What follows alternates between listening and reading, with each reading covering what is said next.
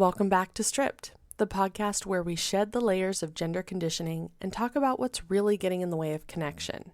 I'm your host, Rachel J., and today we're talking about a contradiction that's quietly driving a lot of people nuts, especially men. We hear it all the time. I want a man who can open up. Emotional availability is sexy. I want someone who is not afraid to be vulnerable. And yet, so often, when men actually do that, they're ghosted, shut down, labeled as too much, or quietly friend-zoned. So what gives? What is going on here? Why are so many women saying that they want emotional intimacy, but then pulling away the second they get it? And what does it even mean to be man enough these days when traditional masculinity is rejected until it's not? I am so excited to drop these patterns. Let's go! Throw out the rules, forget the cliches. This isn't about the perfect profile or the perfect date. It's about real connection. It's time to strip away the masks, shed the stories, and drop those old patterns that no longer serve you. Tired of dating advice that doesn't fit? So are we.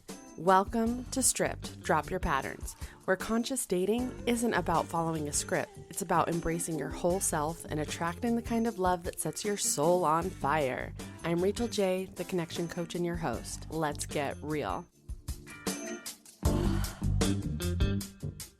Let's start today with a moment from my favorite show of all time, Friends. There's an episode where Rachel is dating Paul, played by Bruce Willis, who, of course, is pretty known as being the man's man. So in the episode, Rachel wants Paul to open up. She begs him to share something real and something emotional. And then when he finally does, which kind of starts as a quip about a mean nickname given to him as a child, Rachel is satisfied enough with that and ready to go to dinner. Shut it down. That's it. That's all she needed. But what she did not expect is that this one seemingly small memory for Paul would open up the floodgates of his emotional side. And when that dam breaks and he becomes super vulnerable, she gets immediately turned off. That same emotional openness that Rachel said she wanted suddenly feels so cringy to her. And she's trying anything at that point to shut him up. And when even sex fails to shut him up, she dumps him. This scenario, of course, is meant to be funny. But honestly, that moment captures something so real. And so many men have lived that exact experience. They try to open up once they're invited to and feel vaguely safe to open up. They try to be honest about their fear and their desires, their longing, their pain. And instead of being met with warmth and understanding, they're met with discomfort, distance, or rejection. So what is really going on here? The short answer is conditioning. And it's not just for men, it's for women too. Women today are told that we should want emotionally intelligent, self-aware, sensitive partners. And that is absolutely true. Many of us do want that. However, deep down, many of us were also raised to associate quote unquote real men with being stoic, strong, and unfazed. We learned, just like the boys did, that crying is weak, that softness is for females, and it is not sexy in men. That a man who's expressive or too expressive must be unstable or needy. Ugh, God, nobody likes a needy partner. So even if we say that we want vulnerability, our nervous systems are still reacting to decades of social messaging that says, ick, it's unattractive, it's unsafe. He's supposed to be the strong one, the provider, the protector. And this doesn't make women bad or manipulative. It just makes us human. We are swimming in the same cultural waters that deliver these messages. But if we don't name this contradiction, then we end up sending men mixed messages that they can just never seem to win. So now let's talk about what this does to the men. Men, maybe like you, my dear listener, who is trying to grow. You've heard the advice of get in touch with your emotions, be vulnerable. Women want depth. But then when you try to show that side, when you actually do the work, you're met with confusion or disinterest or complete ghosting. So what do? Probably you start to question yourself. You think, am I too much? Am I not man enough? Am I too emotional, too soft? And that can bring up triggers of childhood trauma. So suddenly you're back into performance mode and you shut that side back down. You go back to hiding, back to wearing that, mask of masculinity just to avoid being rejected for being a real whole human. And honestly, this cycle breaks my heart because the world needs more emotionally aware men, but we have not created a culture that actually supports them. This mixed messaging is not just painful for men, it's super confusing for women too, because women are craving deeper intimacy. We are tired of shallow relationships and emotional unavailability. But when a man finally offers real connection, we realize we just don't know how to receive it. Well, why is that? Because emotional intimacy requires vulnerability on both sides. And if we're not used to holding space, even though we do it so naturally with our girlfriends that we could practically charge by the hour, or if we haven't worked through our own discomfort when a man steps outside that quote unquote masculine box that we're conditioned to want, we panic, we shut down, we pull away. We suddenly remember that we've got a thing to get to and disappear with a vague, "It's not you, I'm just in a weird place right now," or "I'm not looking for anything serious." And we go on to say things like, "Well, he was too sensitive," or "It just didn't feel right," or I don't know what it was, I just wasn't feeling it. Or we hear from our girlfriends, "Ugh, he gave me the ick factor." But often it was not about the man himself. It was about our own lack of capacity to meet him there. And even more likely, our own lack of clarity around what we are looking for in a partner, because we have these ideas of what a quote unquote man looks or acts like. And maybe it's because we have our own insecurities around being truly vulnerable in partnership as well. And we don't quite know how to handle it when someone holds up a mirror to that. If we're not ready to face our own vulnerability in relationship, then it's scary if that's modeled to us and we have to respond to it. And sometimes, when a man finally lets his guard down and feels safe being vulnerable, he may rely too heavily on his partner as his sole safe space. And this can unintentionally turn the partner into more of a therapist than an equal romantic partner, someone who also needs room for her own vulnerability to be supported.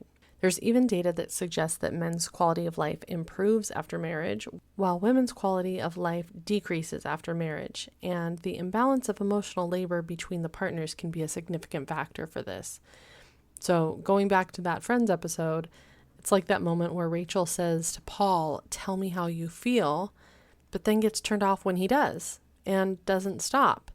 And it's a perfect example of how one person's flood of emotion can stretch the other's capacity to hold space, creating a dynamic where one person feels more like a therapist than a partner.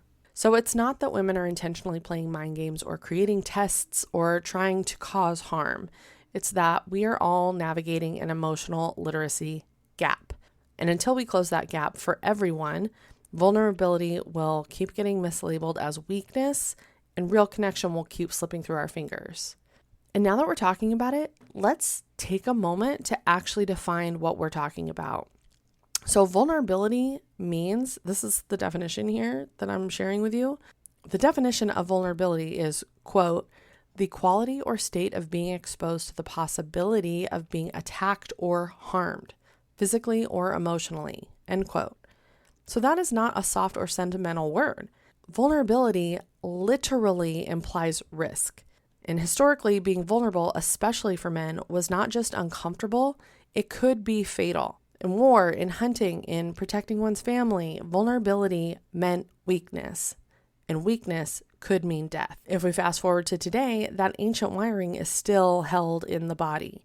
So when a man opens up emotionally and gets rejected, or worse, shamed, his nervous system experiences that as danger. That is not him being dramatic or emotionally immature. That is a survival response. So when we ask men to be vulnerable, we're asking them to override centuries of conditioning. And if we're not prepared to meet that vulnerability with care and curiosity and respect, then it reinforces those very fears that they're trying to overcome.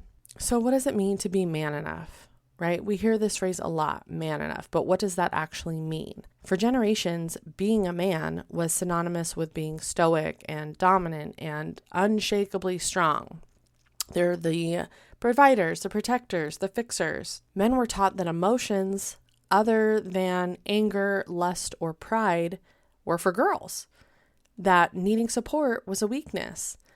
that softness could cost them their status, their power, or their safety. And historically, as we just talked about, vulnerability was not just cultural, it was literal. And that wiring runs deep. So even today, when a man opens up emotionally, the body might still respond as if it's under threat. That is not immaturity, it is straight up biology. But here's the contradiction that men face now. Women say they want vulnerability. They want a man who feels, who communicates, who is in touch with his inner world, who is willing to share with them about their experience, the good and the bad.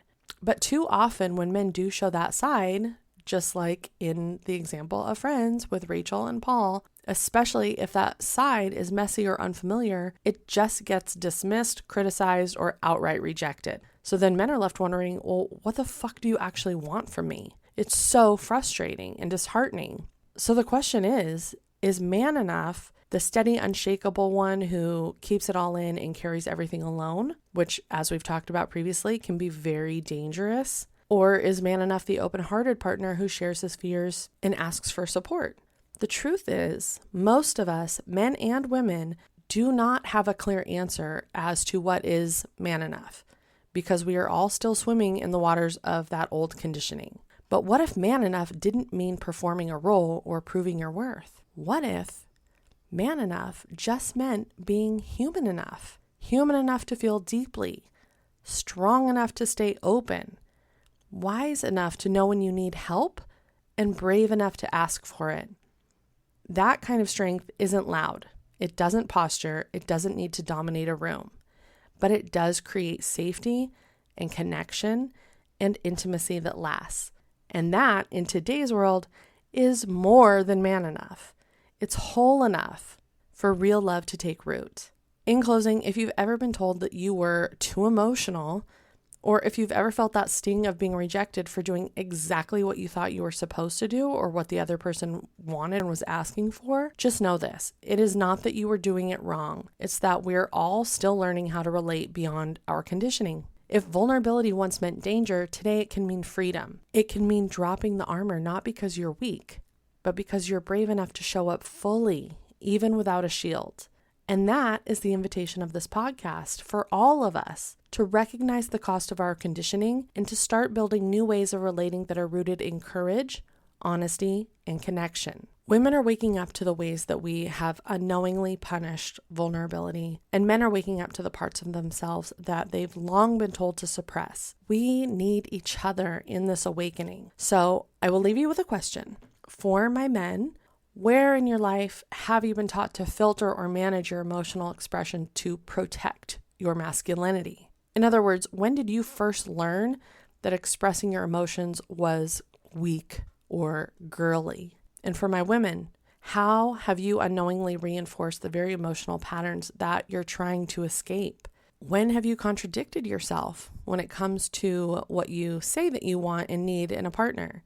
And how did you handle it when you changed your mind about someone?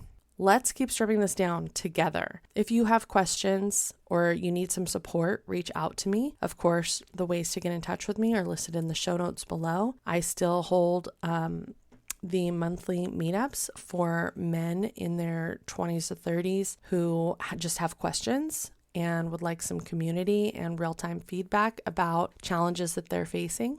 And if a group setting is just not your vibe, you would feel more comfortable with private coaching, please do reach out and schedule a free kickoff call. And we can talk about the stories that are keeping you from putting yourself out there in the dating scene and building that up, changing your mindset around dating, around how you feel about yourself, getting that confidence to put yourself on an app or go out and meet people or change your profile to that version of you that feels really good, that you love, and create an action plan to get you even closer to getting more high quality dates in less time.